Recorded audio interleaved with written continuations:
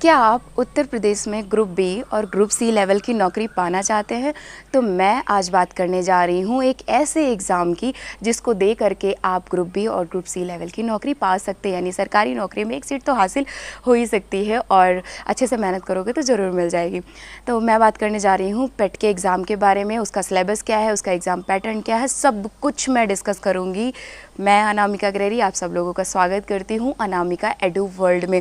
तो बच्चों, आज मैं बात करने जा रही हूँ पेट का सिलेबस क्या है, उसके नंबर कितने, मतलब कितने नंबर से आप अपियर हो सकते हो और स्कोर कार्ड कितना होना चाहिए आपका, सब कुछ इस वीडियो में बात करूँगी मैं आज। ठीक है, तो वीडियो लास्ट तक जरूर देखना और वीडियो पसंद आता है तो सब्सक्राइब जरूर कर लेना चैनल को। तो चलिए शुरू करते हैं। पहले पेट का एग्ज़ाम ये करवाता कौन है ना, ये इसकी बात करते हैं हम सबसे पहले। तो UPSSC एक आयोग है जो कि पेट का एग्ज़ाम कंडक्ट करवाता है और इसने कब से शुरू किया है ये पेट का एग्ज़ाम कंडक्ट करवाना, तो 2021 में शुरू किया था इसने पेट का एग्ज़ाम। ठीक है, तो ऐसा क्यों हुआ? एक तरीके से ये प्रीलिम्स का एग्ज़ाम होता है, जैसे कि PCS में आपने देखा होगा और IAS के एग्ज़ाम्स में आपने देखा होगा कि वो पहले प्री कराते हैं, तो सेम इसने भी यही किया कि आपको एक तरीके से पहले प्री का एग्ज़ाम पास करना होगा। ठीक है, उसके बाद ही आप लोगों को फिर आप जैसे कि लेखपाल हो गया, वीडियो हो गया, लोअर PCS हो गया, जूनियर असिस्टेंट हो गया या फिर फॉरेस्ट गार्ड, बहुत सी यानी जितनी भी UPSSC आयोग के अंदर नौकरियां आती हैं सब में आप अपियर हो सकते हो। ठीक है, तो पहले आपको पेट का एग्ज़ाम देना पड़ेगा। अब बात करते हैं पेट के सिलेबस पे आते हैं। ठीक है, डायरेक्ट मैं बहुत ज़्यादा टाइम नहीं वेस्ट करूँगी, मैं पेट के सिलेबस पे आती हूँ। पेट का सिलेबस दोस्तों उसमें क्या है कि आप देखेंगे कि नोटिफिकेशन जो आया है आप उसमें जाके देख सकते हैं कि जो GS है वो 5-5 नंबर की आ रही है और 5-5 ही क्वेश्चंस उसमें आ रहे हैं। ठीक है, एक क्वेश्चन होगा वो 1 नंबर का होगा, हर एक, चाहे वो हिस्ट्री हो, ज्योग्राफी हो, पॉलिटी हो, आपका साइंस हो, इकोनॉमिक्स हो, इन्वायरमेंट एंड इकोलॉजी हो, हर एक पार्ट से आपको 5-5 क्वेश्चंस देखने को मिलेंगे और 5 नंबर के होते हैं, यानी 100 ही क्वेश्चन आते हैं और 100 नंबर के होते हैं। आपको इसमें इंग्लिश, हिंदी भी देखने को मिलेगा, कंप्यूटर भी देखने को मिलेगा, सब कुछ यहाँ पे देखने को मिलेगा। अब इसमें मैथ वाला जो पोर्शन होता है थोड़ा सा बड़ा होता है, क्योंकि आपको जब आप इसमें देखेंगे जो इसकी गणित वाला पार्ट आता है उसमें 5 नंबर की तो आती है, लेकिन जो DI का पार्ट है वो उसमें 10 क्वेश्चंस आपको देखने को मिलते हैं। कितने क्वेश्चंस देखने को मिलते हैं? तो 10 क्वेश्चन वहाँ पे आपको देखने को मिलेंगे और 10 नंबर के। और हाँ, जैसे कि करंट अफेयर्स एक बहुत ही इम्पॉर्टेंट टॉपिक रहा है, तो उसके भी आप लोगों को 10 क्वेश्चंस देखने को ही मिलते हैं। सिलेबस में मेंशन है कि आपको करंट अफेयर्स के 10 क्वेश्चन मिलने ही मिलने हैं और 10 नंबर का होगा ये।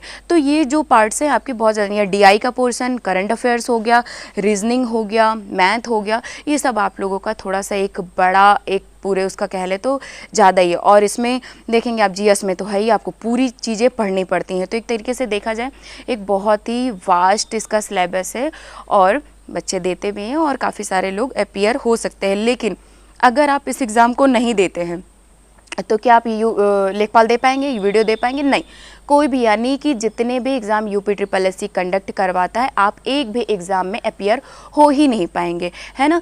तो इस एग्ज़ाम को आप ज़रूर दीजिए अगर आपको लेखपाल, वीडियो, ये सारी नौकरियां पानी है तो।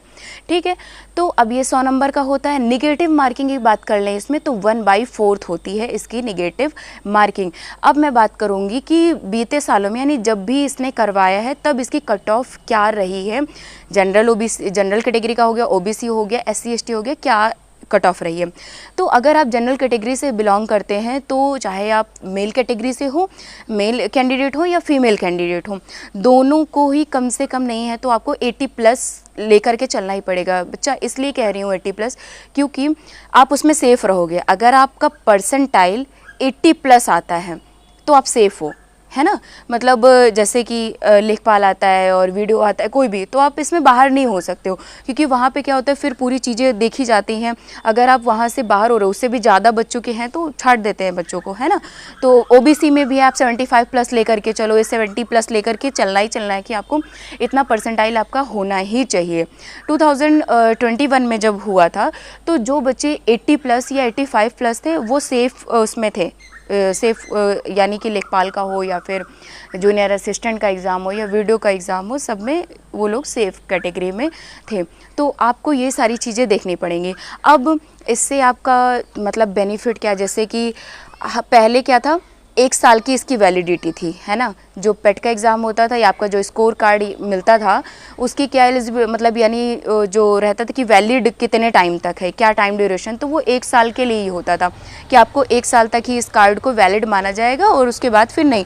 तो इससे होता क्या था कि जब और भी वैकेंसीज़ आती थी ना और एग्ज़ाम फिर कंडक्ट भी नहीं हो रहा है जल्दी से, तो दिक्कत क्या आती थी, देखने को मिलती थी कि बच्चे फिर अपीयर नहीं हो पाते थे। आयोग को भी मतलब हर तरफ ये प्रॉब्लम्स थोड़ी क्रिएट होने लगी। तो अब इन सारी चीज़ों को देखते हुए जो UPSSC आयोग है उसने क्या किया कि अब इसकी जो वैलिडिटी है पेट एग्ज़ाम की, यानी जो आपका स्कोर कार्ड मिलता है उसकी वैलिडिटी 1 साल से नहीं लेकर के उसको 3 साल तक कर दिया है। यानी कि अब आपको जैसे अभी आप आ गया नोटिफिकेशन, इसका एग्ज़ाम हो जाएगा, उसके बाद ये जो आपका स्कोर कार्ड मिलेगा आपको, ये पूरा 3 साल तक वैलिड रहेगा।